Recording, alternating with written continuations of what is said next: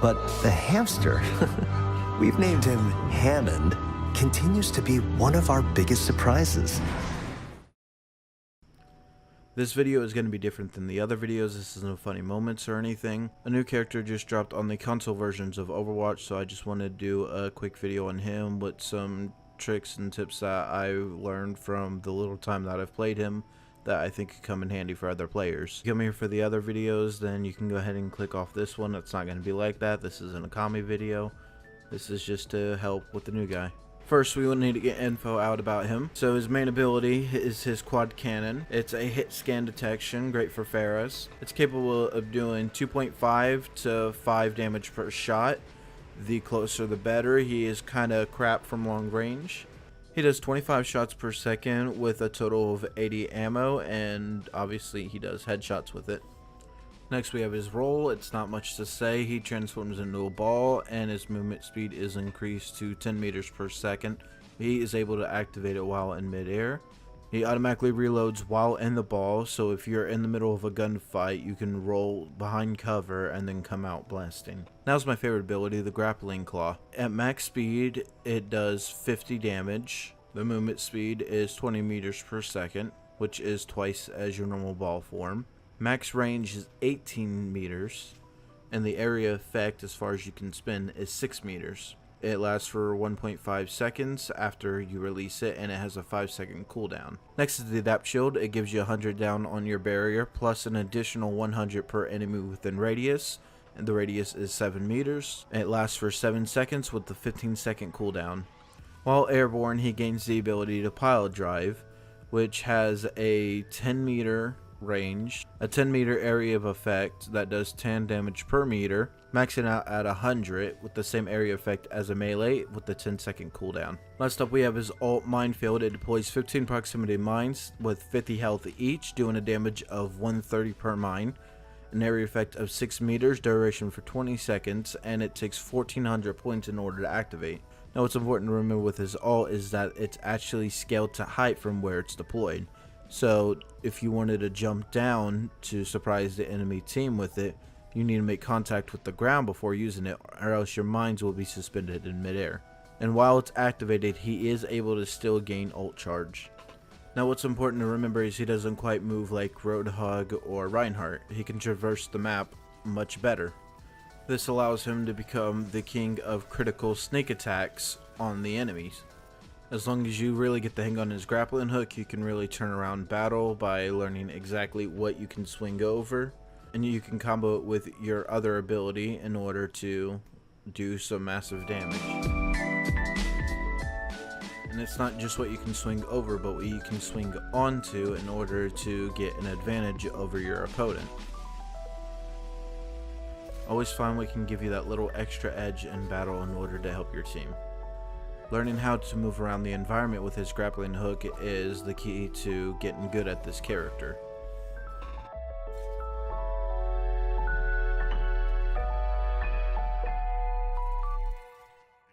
You really got to get a handle on how far you can grapple and how far you can swing at max speed. Don't be afraid to fail and die sometimes to get good at it. As long as you combo his stuff right, he's very deadly, especially if he has his ult on a point. Remember, he moves around the environment more like D.Va, so he can do stuff she can do.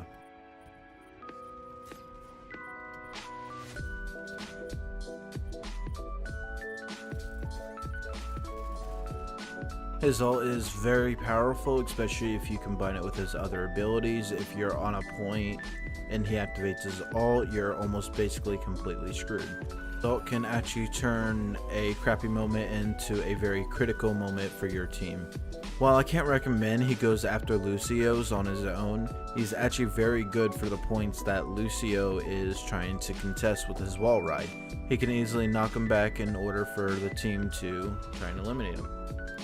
His mines also does a great job of keeping Lucio's off the wall. As you can see, a bunch of them clumped right there, and they will blow him up if he tries to wall ride. Again, learning how to get around with his grappling hook is key to learning how to use the character right and how to combo him. As you can see, if you latch onto the building right there, you can go through the window and actually mess up the enemy team. they won't expect it coming. It's not the easiest thing to pull off. It gives you an advantage in battle if you can master stuff like that. If you latch onto the side of the building here, you can actually thrust yourself upwards, and you can hop through this little hole and give a great advantage for your team. So learn how you can really use the grappling hook and combo it with your other abilities better. Don't be afraid to go against AIs or private matches on your own. You can really set your team ahead by utilizing it. What you're about to see is me in game trying them out for the first time, so my voiceover isn't going to be the same. Oh, could I? Now that I think about it, what if I got up there just to instantly smash them?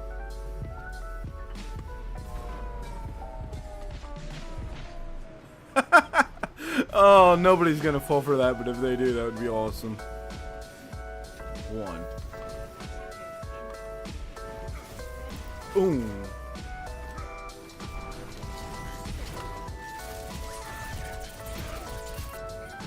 Just go around and around the payload. Oh, that's actually a great defense. Oh, they're gonna have to nerf this.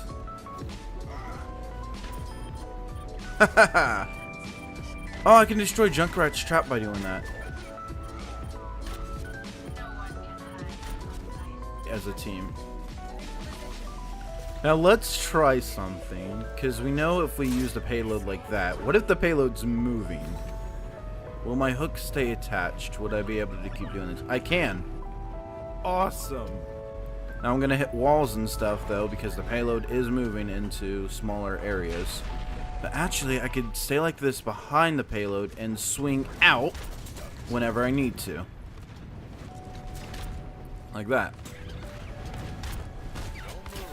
Okay, so McCree's thing works on him. McCree stuns. Now imagine, like, right here. That would be the perfect spot when the payload's over here and you're attached to the back of it. And people are coming around the side to swing out and knock them off the edge.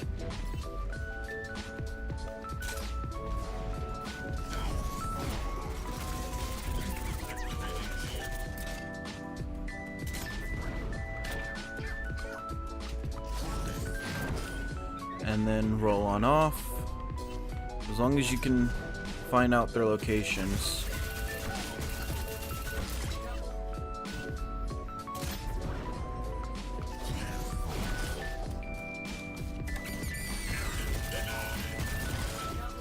See? He actually does pretty well on his own. Although he is better with a team.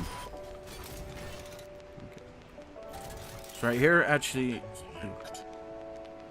actually isn't too bad of a spot. You can, if you set up an Orisa shield, you can actually just start firing, control the area. I don't think it's a great spot, but at least while it gets started, they'll never see it coming. This is still a new character. He does actually get some good jumps because of this. It's every so often he'll get a little boost. This isn't a spot you're really supposed to be in. That's why it's trying to slide me out. But if you ever need to get away, because you do have your own built-in shield, but if you ever need to get away, your B is actually always active in this spot. So you can actually press that any time to get out of here. If you grapple her head, the statue's head, you can actually shoot across this area, so. Gotta get up close enough to actually grapple it. And then boom.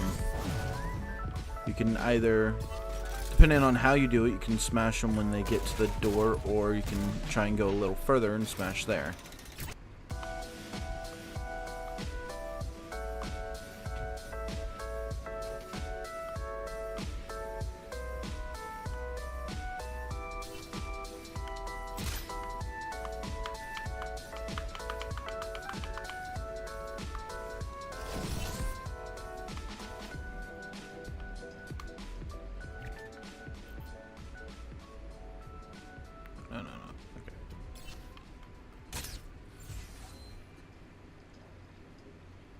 You won't